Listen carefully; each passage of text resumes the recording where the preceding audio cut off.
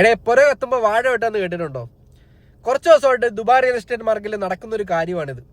വേറൊന്നുമല്ല, നിങ്ങൾ Dubai real estate മാർക്കറ്റിൽ സ്വന്തമായിട്ട് ഒരു പ്രോപ്പർട്ടി മേടിച്ചിട്ടുള്ള ഒരാളാണെങ്കിൽ മിക്കവാറും നിങ്ങളുടെ ഫോണിൽ പല ബ്രോക്കേഴ്സും വിളിച്ചിട്ട് നിങ്ങളുടെ കയ്യിരിക്കുന്ന പ്രോപ്പർട്ടി ഇപ്പം ഡിസ്ട്രസ് സെയിലിൽ വിൽക്കുന്നുണ്ടോ എന്ന് ചോദിക്കുന്നുണ്ടായിരിക്കും. വേറൊന്നുമല്ല, എൻ്റെ പല ക്ലയൻസിനെയും പല ബ്രോക്കേഴ്സും വിളിച്ചിട്ട് 10, 20, 30% ഡിസ്കൗണ്ട് ആണെങ്കിൽ അവരുടെ കയ്യിരിക്കുന്ന പ്രോപ്പർട്ടി ഇപ്പം തന്നെ വിറ്റ് തരാമെന്നാണ് പറയുന്നത്. സത്യം പറയട്ടെ, നിങ്ങളിപ്പോൾ ചെയ്യേണ്ട ഒരു കാര്യം എന്ന് വെച്ച് കഴിഞ്ഞാൽ നിങ്ങളുടെ കയ്യിരിക്കുന്ന പ്രോപ്പർട്ടി ഒന്നും ചെയ്യാതെ അവിടെ തന്നെ മാറ്റി വെക്കുക. വേറൊന്നുമല്ല, റിയൽ എസ്റ്റേറ്റ് മാർക്കറ്റ് എന്ന് പറയുന്ന നേരത്ത് അപ്പ് ആൻഡ് ഡൗൺ ആണ്. ഇതൊരു ലോങ് ടേം ഗെയിമാണ്. നിങ്ങളിപ്പോൾ വിൽക്കാൻ നിൽക്കുവാണെങ്കിൽ നിങ്ങൾക്ക് 1 രൂപ പോലും പ്രോഫിറ്റ് കിട്ടത്തില്ല. നഷ്ടത്തിന് മാത്രമേ നിങ്ങൾക്ക് വിൽക്കാൻ പറ്റത്തുള്ളൂ.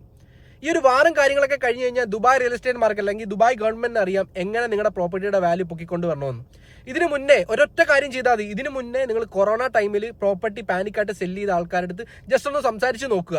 അന്നേരം നിങ്ങൾക്കറിയാം നിങ്ങൾ അത്രത്തോളം വലിയൊരു മണ്ടബുദ്ധിത്തരമാണ് കാണിക്കാൻ പോകുന്നത്. വേറൊന്നുമല്ല, നിങ്ങളുടെ പ്രോപ്പർട്ടി ജസ്റ്റ് ഒന്ന് ഹോൾഡ് ചെയ്യുക. ഏതെങ്കിലും നല്ല ഓഫേഴ്സോ പ്രോപ്പർട്ടിയോ വരുവാണെങ്കിൽ മേടിച്ചിടുക. പാനിക്കായിട്ട് എന്തെങ്കിലും ചെയ്യുന്നതിന്റെ മുന്നേ എന്തെങ്കിലും അഡ്വൈസ് വേണമെങ്കിൽ ജസ്റ്റ് എന്നെ ഒന്ന് കോൺടാക്ട് ചെയ്താൽ മതി.